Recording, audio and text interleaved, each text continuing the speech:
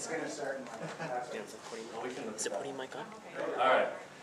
Hi everybody, my name is Jeff Gardner and this is Emily Axelson. We are with ViewPlus Technologies here to tell you today all about overseas marketing. Yes, thank you. ViewPlus, we have about 50% of our sales that go overseas. So over the years we've learned quite a bit about overseas marketing. And especially what not to do when marketing overseas. This We're guy knows a lot particularly about good at what not to do. I guess 15 seconds is too long for that one. Anyway, it's really important when you're considering an overseas marketing campaign to consider translations. You know, a small glitch in translation or a cultural misunderstanding can take a great marketing campaign and make it completely different. We would like to show you some of those guffaws.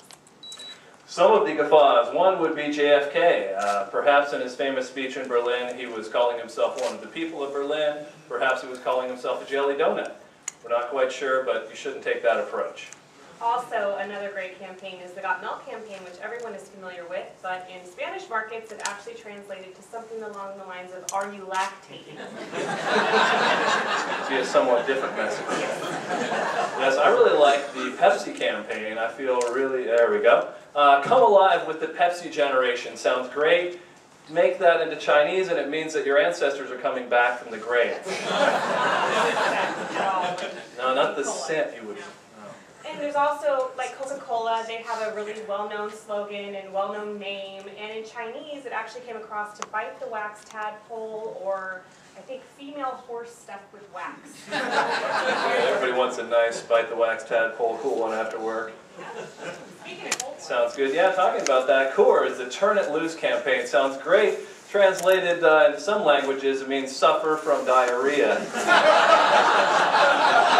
I don't think that's the message that they had. But luckily, right slide. Luckily at ViewPlus, we've never made such mistakes. Well, what about Thailand? Okay, so apparently when you meet the Princess of Thailand, you are not supposed to kiss her. But, you know, this is a problem in general. You go to a place, are you supposed to shake hands? Are you supposed to bow? Do the kissy kiss thing? And, you know, how many cheeks, how many times? How are you supposed to know this stuff? And I told you not to kiss the men too much. And don't kiss the men. But for me, like, when I went to Italy, I thought everyone was very, very warm and hospitable, and I didn't notice any of those problems, like Jeff is suggesting. I thought everyone was very nice. Well, we've got some photo documentation of some of the affection, actually, that you received there. Anyway, you know, we make mistakes like everyone else, though, Jeff. I mean, we haven't been perfect, so... Okay, so there have been some rough spots along the way. Why don't you read some of our early manual training? All right, well, for instance, in Germany, when we first did our German translations, we had something to the effect that said, "The paper guide will assist you with a pleasurable outcome." Put that in the marketing materials myself. I don't know if that's going to sell Braille printers, but whatever. There's actually more. The printer can be made to jump and throw paper backwards, or it is common for irregular occurrences to occur.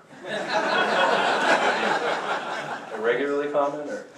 Well, okay, but I mean, now we know, let's do it right. All of our translations are done by native speakers, technical people, so everything's perfect now, right? Well, you would think, but you know, it's not only just bad translations, you just might get bad translators, and I mean as in evil translators that are out to sabotage you. For instance, our new French guy, you know, he's done some new translations for us. What did Pierre do? Well, he wrote in our manual, "This is a manual for a stupid American product. If you are really French, you won't buy this garbage." I think that's right. Oh, there's more than that. It gets so much better. "Can you believe they pay me to write this? Typical Americans can't read French to check on me. Have you met this idiot, Jeff?" I knew we shouldn't have paid that guy in wine. Well, he's French. I like wine. But talking about wine, you know, you get to a place, how are you supposed to even know how to toast? You got a glass of wine, you got beer, you got different words for what you're going to say. You know, in Germany, that if you don't toast, when you have to look somebody right in the eye when you toast, or you get 7 years of bad sex. Bet you didn't think for that toast, did you? No, I kept my eyes wide open. But luckily, my friend, he told me that if you mess up, you only have to drink 12 shots of Jägermeister to reverse the curse. That's not going to help sexual dysfunction whatsoever. Oh, that's right. Well, it won't help me, but... Anyway, the important thing here is that if we can pull off overseas marketing and not look like jelly donuts, then really anybody can. However, we do have one important lesson. Before doing so, do not drink 12 shots of Jägermeister.